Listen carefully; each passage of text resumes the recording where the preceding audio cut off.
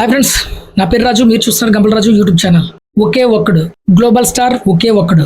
ఏంటి global star ఒకే ఒక్కడు అంటున్నాను అనుకుంటున్నారా?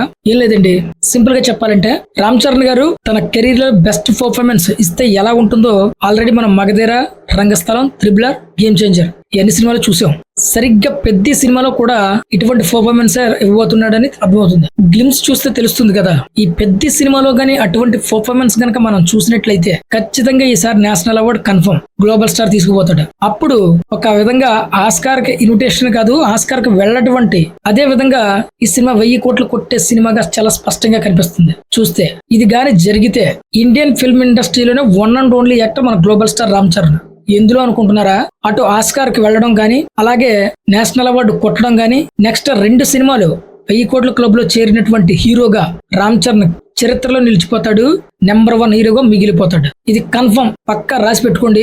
ఈ సినిమా 1000 కోట్ల సినిమా. గ్లిమ్స్ లో ఎక్కడ కూడా ఒక్క దెబ్బ పడలేదు, ఒక్క రక్తం చుక్క కూడా కనిపించలేదు. అయినా సరే మాస్ అంటే ఇది అని చాలా సింపుల్ గా చూపించాడు మన బుచ్చిబాబు. ఇక గ్లోబల్ స్టార్ రామ్ చరణ్ గారి స్క్రీన్ ప్రెజెన్స్ గురించి ప్రత్యేకంగా చెప్పవసరం లేదు. కనిపించింది చాలా తక్కువ సేపు అయినా ఏంట్రా బాబు ఇలా ఉన్నాడు, ఉరినైపోతారంటే గ్లోబల్ స్టార్ లో అదనమాట.